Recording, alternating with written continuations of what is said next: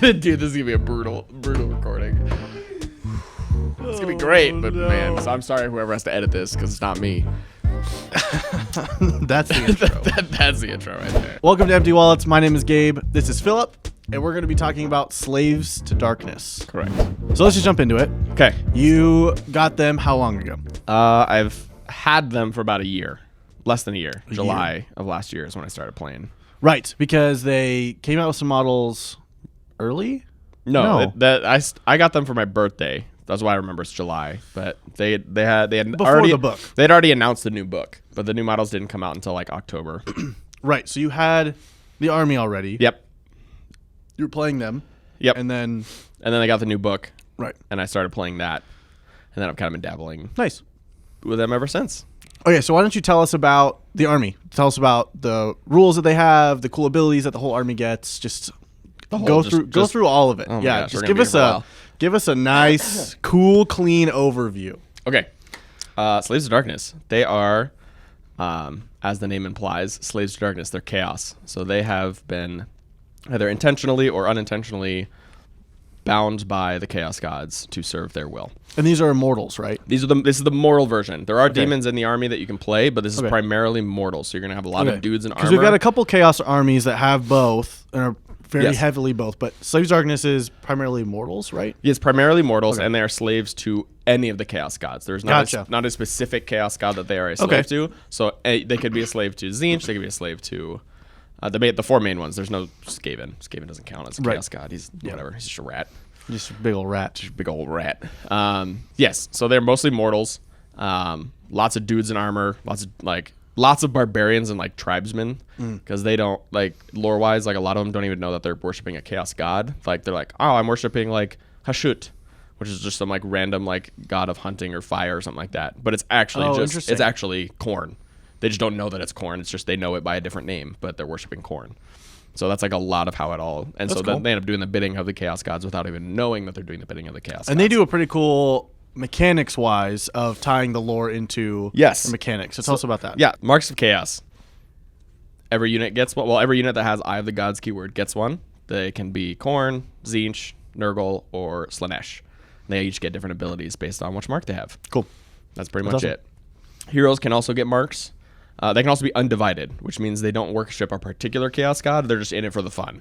They're just like, hey, any of them, whoever's going to give me the most stuff, I'm all. That's it. Like that, whatever. I don't care. I'm just here for the chaos.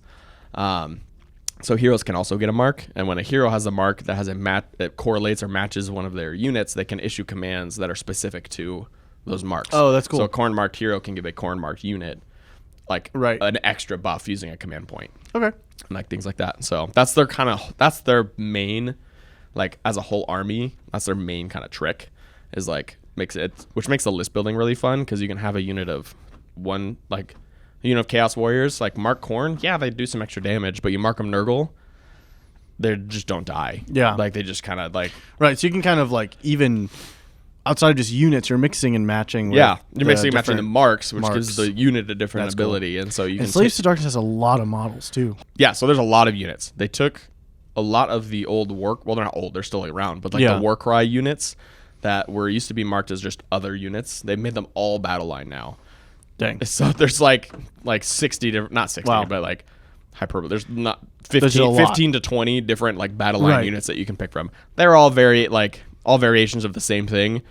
Little barbarian dudes who are like 4s over 4s, like a 5-up not save. good. Not great. Yeah. But they're good. They're cheap. Okay. Like 95 points, 70 points. Which is nice to fill in some gaps. Great fillers. I use Iron Golems as fillers. Right. It's just a 100-point unit that if they don't move, they have a 4-up save. Yeah. Like, throw them in there. They're great.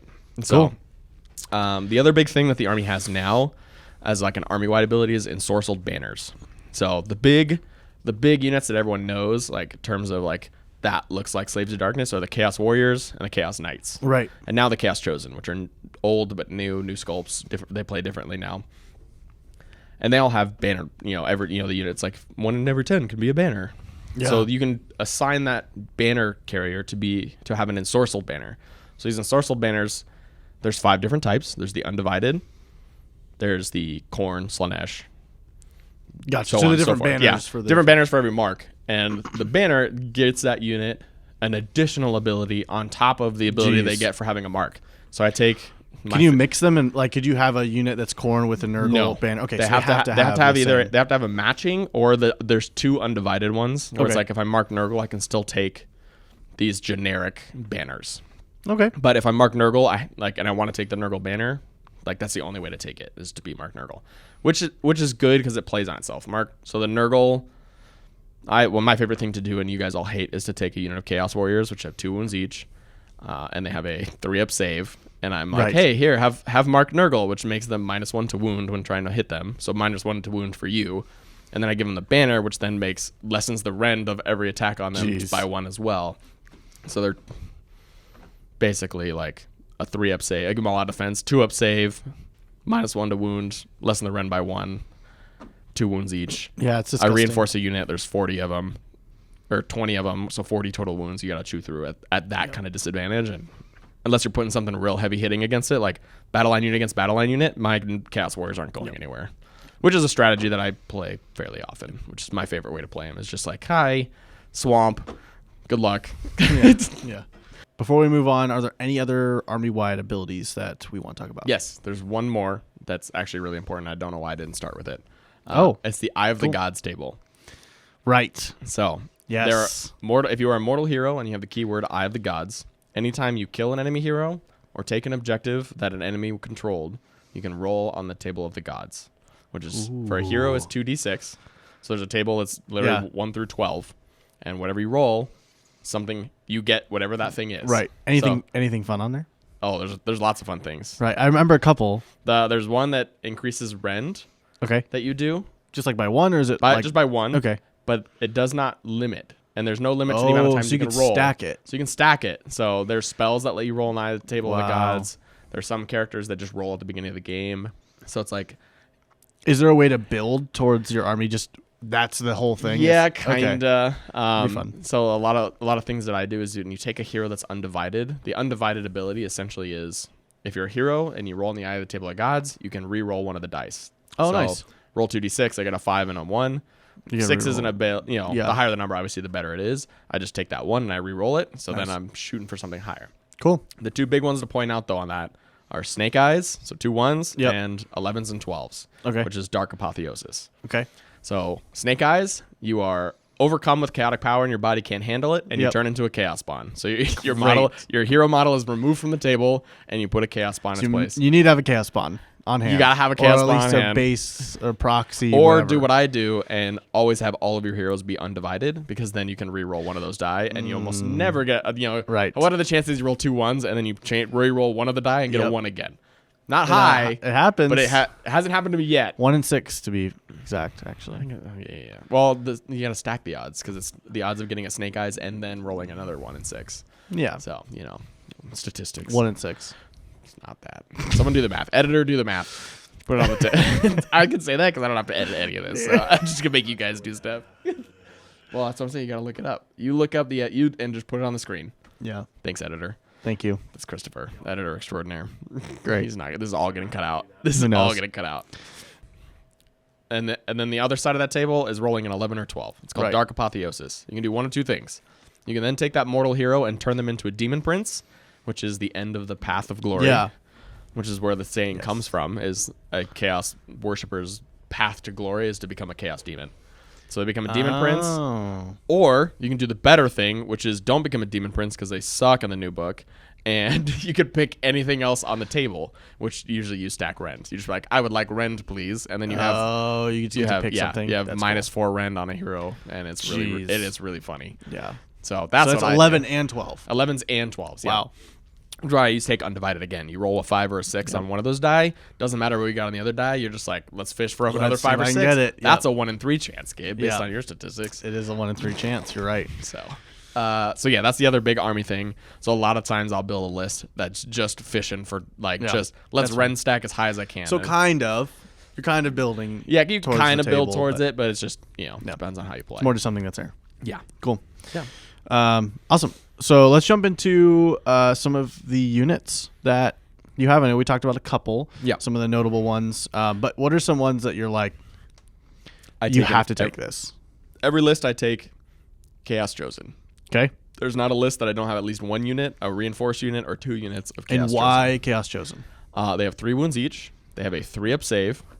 They don't have a mortal wound ward, which is a bummer because some of the other Chaos guys have a 5-up mortal. If they have a shield and a Chaos army, at least in Slaves of Darkness, they probably have a 5-up mortal wound ward, which is great. These guys don't, but they have a big axe that hits on 3s over 3s, 1 rend, 2 damage each. Yep. And then they have an ability that once per game you can say, hey, we're going to fight again this turn. And then you do it again. No. And they have 3 attacks each. Wow. You give them Mark Corn, which means on charge they get +1 attack characteristic. That's crazy. And then you take the other must-take, to me is a must-take unit, which is a Chaos Sorcerer Lord, who has a spell called Demonic Power. It's a 12-inch cast. It's like a cast on like a 7, so it's pretty easy to get.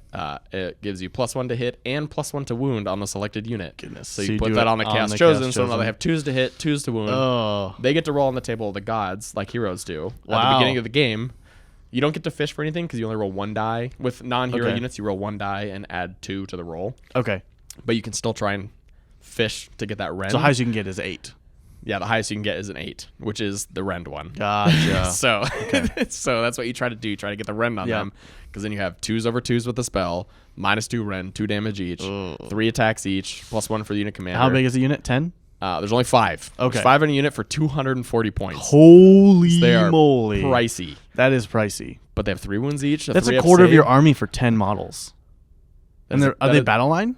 Yeah, they're battle line. Well, no. Yes and no. You have to do the whole rules with, so okay, yes, cool. they are in Host of the Everchosen, which is Gotcha. one of the sub-factions. Cool.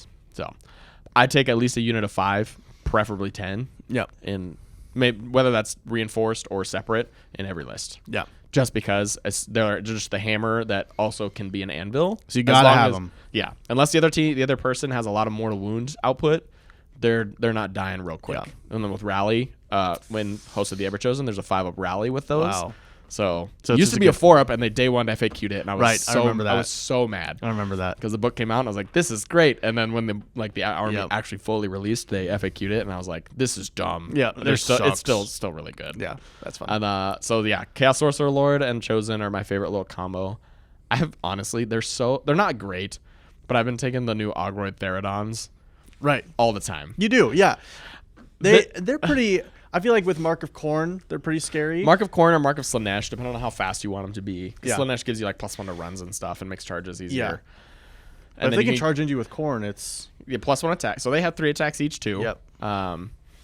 3s to hit, 3s to wound. If you give them the big axe, they have 2 rend, 3 damage each. goodness. It's a unit of 3, so I think they have 4 attacks. Yeah, 4 attacks each, and then give them.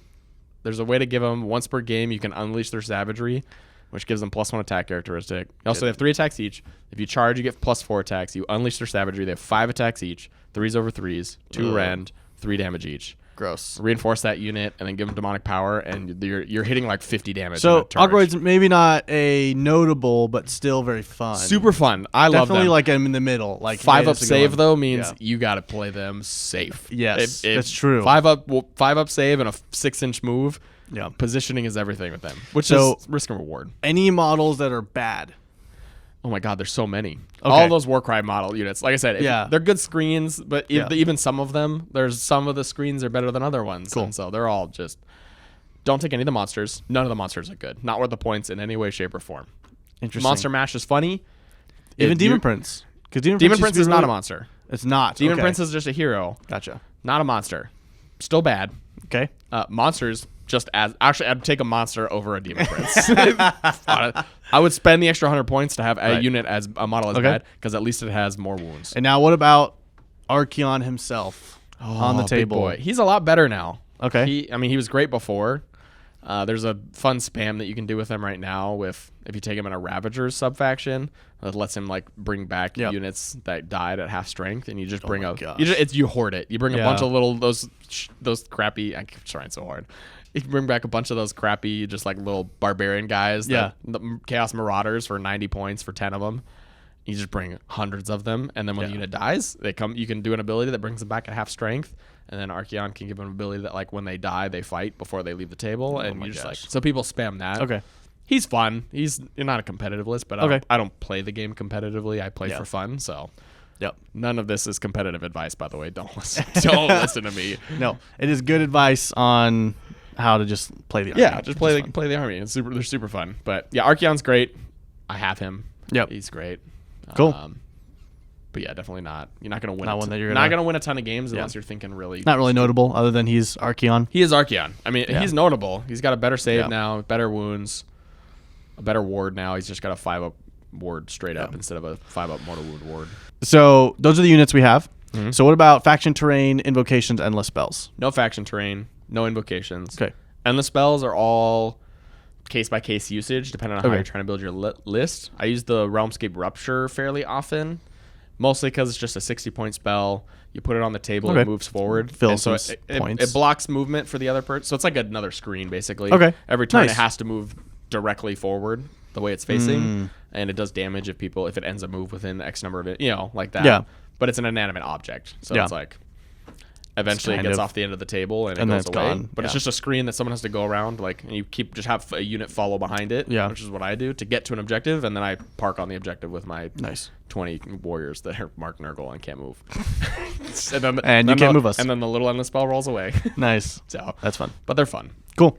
So as you build your army, you're grabbing command traits, enhancements, prayers, mount stuff, all that fun. Yeah. You said you don't have invocations, probably don't have prayers, but Yeah. all of the enhancements you have. What are some notable enhancements that Slaves of Darkness has, as well as anything that you're like, do not touch that? Okay, so we don't have prayers. We don't have invocations. There is a command trait that I take. It's Okay. called Idolater Lord that will take any hero and turn them into a priest. Okay. So what I'll do is I'll take the Chaos Sorcerer Lord, who is a wizard, Oh give my him gosh. the command trait Idolater Lord. So now he That's has a awful. prayer, and so you can use the universal prayer. So I can use curse, Right. But he'll get to use both. But I can use both. So I could be casting spells. And I, And then if I take him, Yeah, that's If I cool. take him in the subfaction Kabbalists, however you pronounce it, Kabbalists, that makes every hero a wizard. And then if the wizard already knows a spell, it knows an additional spell. So now he has 2 spells and a prayer Oh my for a gosh. 120-point hero, and it's hilarious. yeah, that's pretty So good. that one's really fun. 120-point hero, but that's your command trait. Yeah. And now he's your general. He's my general. Yeah, I take him Yeah. as my general in almost every list because Okay. he sits in he kind of follows behind because all the spells Yeah. that we have are like 12-inch range. He's probably got, spells. what, 6 or 7 wounds, though? It's Yeah, kinda- like kinda 6 squishy. on a 4-up save. He's pretty squishy. So artifact of power that I've been taking a lot lately is Conqueror's Crown, which basically makes it for a hero, any unit within 6 inches that has 1 or 2 wounds, they don't count as each model in that unit within 6 inches does Yeah. not count as contesting an objective, which has been really fun playing against Horde armies because I just put a unit in front of him and then march them onto an objective, and anybody that comes to contest not only has to kill the whole screen unit, but then has to try and kill Yes. whoever has that and he's artifact. not technically, they're not contesting the objective anymore. They're not contesting the objective. Yeah. Yeah. So even if they kill that whole unit and there's 20 of them and my guy that has the artifact, which doesn't necessarily have to be my general, because if I take a battalion that gives me Yeah. another artifact, just some generic foot hero that's got it, they have to kill him too before they can take control of the objective, which usually Gross. stalls a whole turn. Yeah. So Dang. that's been really helpful for just farming victory points. Nice. And then otherwise there's artifacts for wizards, there's artifacts for demon princes only. Yeah, lots of stuff. Yeah, there's just lots of different ones, and so I think my favorite thing about this army is just the ability to kind of build whatever list you want. You want to play Yeah. a really wizard-heavy army? Seems familiar Yeah. to another army that you like to play. I like a lot of armies like that where I can just build whatever I want. This Yeah. one's even more so than the like Flesh Eater Courts. Like you Yeah. can build them a lot, but there's just so few models. You're kind of still restricted. Right. Slaves This of one's Darkness. so many. There's so many different types. Yeah, right. And then your ally, you can ally other. I can ally in any Chaos army Right. outside of Skaven.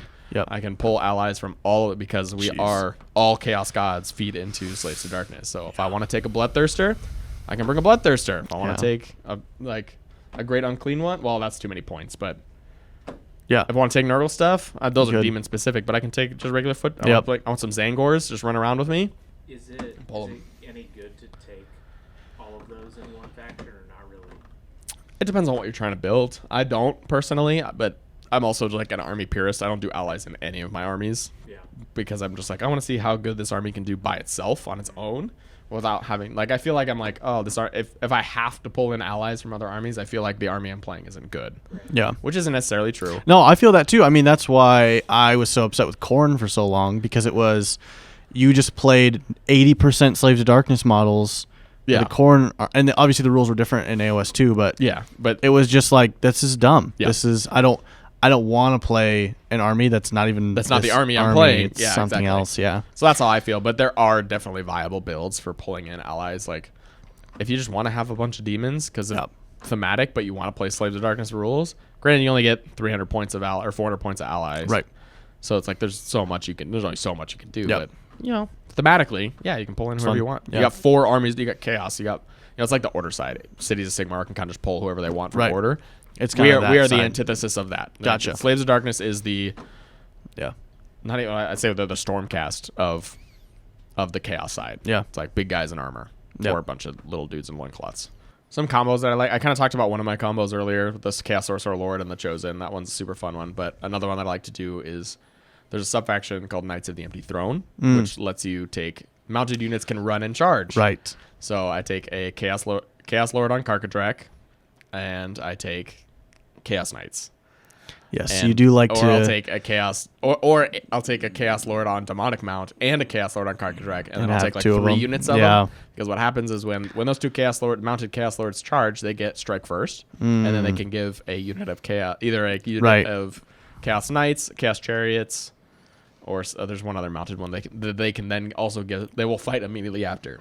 So Yep. if I charge in a Chaos Lord on Karkadrak and a unit of Chaos Knights, Chaos Lord on Karkadrak will fight with strike first. The Chaos Knights will fight on strike first, Jeez. and then regular combat starts. So then I have a 3rd unit that, assuming I have in combat yeah. at this point, I do. I mean, it'd be a 5th unit at that point. Yeah, if I did the whole combo, I would have 5 units Yeah. fighting back to back before you Wow. have a chance. So That's nasty. it's hard to set up sometimes, depending on Yeah. your playing. And they get bonuses on charge too, right? Yeah, if I mark them Slanesh or Khorne. Yeah. Yeah. Yep. I usually mark them Slanesh in that army because they get +1 to charge it, +1 to runs. But there's a Slanesh banner that gives you the +1 attack characteristic. But I can only give that to 1 unit instead of all of them Jeez. having it with Khorne. So Yeah. again, just that just small build it mark can differently, change the way the whole. Like I have the same list and mark everything differently, and it plays differently. Completely differently. Yeah, not that's cool. completely, but enough. Very- enough yeah. for it to feel new and different. I mean, totally. There would be a different way that you would. There's still spearhead, but it's different. Yep. You're running them different. You're really Yeah, having to think about exactly. it differently. Yeah.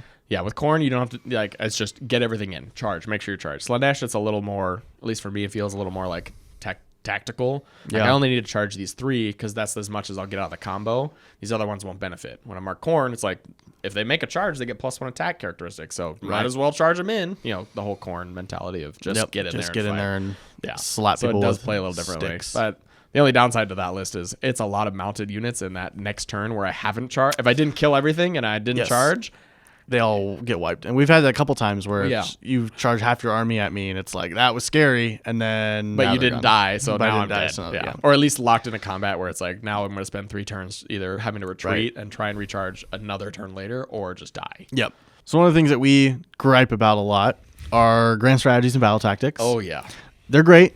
They're needed for the game, but they can be annoying. Some of them can. They're just But does Slaves of Darkness have any good grand strategies or battle tactics? So the grand strategy that I take in almost every list is the it's favorite of the Pantheon. No, that's command trait, but it's basically the same thing. Okay. I need to at least at one point in the game roll Dark Apotheosis on the Table of the Gods, which, like I said earlier, you can build your list to kind of set up where you're just farming rolls. And if you do that, you get your grand strategy. And if I do that at least once, if I get an 11 or 12 on one of Wow. the rolls, I get my grand strategy. So Nice. I do That's that a pretty one. good one. That one's really good. Yeah. Especially when you play a lot of mortals. If you start playing on the demon side, it's harder because the demons don't get the table because they've already ascended. Yep. They don't get to roll on the table anymore.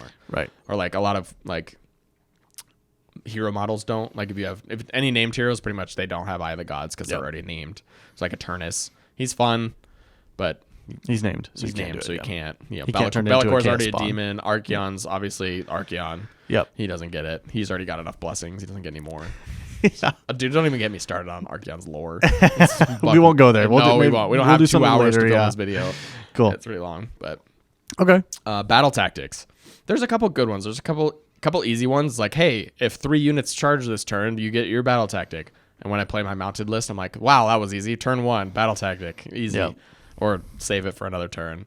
There's another one that's really funny. It's like if you have a unit that has an ensorcelled banner, and they're not in enemy territory, if they're wholly inside of enemy territory at the end of the turn, they battle tech. So it's like just based on positioning. Yeah. That one's very I find myself actually getting it more often than not in a game. Not because I'm actively trying to, but eventually I'm just kind of like, especially I take Host of the Everchosen, which means you get 2 banners instead of 1. Oh, so I usually have it's kind of easier. It's kind of easier because I just have a banner somewhere, and it's usually a Nurgle banner. One of them is usually a Nurgle banner, so it's not dead. Yeah, it just has to get to enemy territory at the end of the turn. So depending on the battle tactic or the strategy. Yep. What am I saying? I don't know. Depending on the battle plan, that's the dude. My brain. All right. So to summarize, if somebody were to want to get into this army, how would they play it properly? And then if somebody were to be fighting them, how would they beat them properly?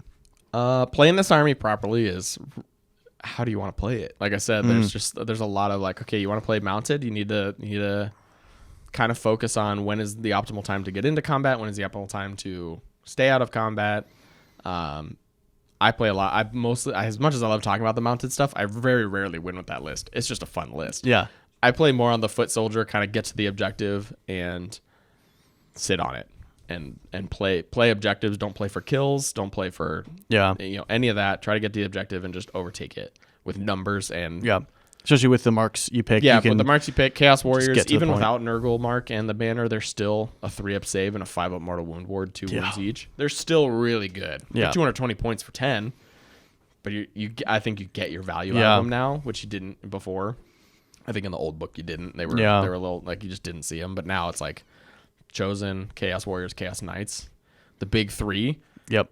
A lot of lists are running those now, and so their only downside is on the foot outside of the Chaos Knights because they're on horses, just slow 6-inch moves. You gotta figure out how to get some mobility with that. So I see a lot of people taking like the Soul Bridge endless spell, so they can just take units and just teleport them across the map to get to where you're going, and then just sit and hold objectives. Yep.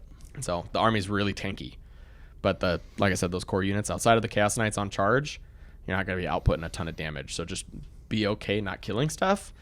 Focus more on staying alive and controlling the objectives. Cool. And then someone playing against them, oh gosh, don't let them get to an objective. no, but in all seriousness, don't let them get to an objective or outlive them. Yeah, or outlive them. Yeah, or have more models than them on the objective because they're like a unit of Chaos Warriors. They'll get there.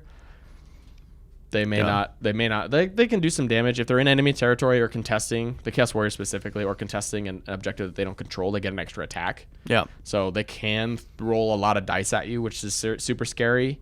But I mean, like, I had a unit of 20 fight your Magmadroth and it took us like 3 turns to kill it. You know, it's like, I had a ton, but I definitely think a big thing I learned with trying to beat Slaves of Darkness was just being really mindful of not underestimating the battle line units, because I'm very used to just like, I'm just gonna come here and just swing and kill it, but they hit hard and they're really hard to hit, especially with their save and their mortal everything. If wound it has armor, and like if you're like looking at the model, it has armor, it probably has a 3-up save. Yep, you cannot expect to just kill these things quickly. Yeah, you gotta either hit them with a hammer or ignore them and outnumber them.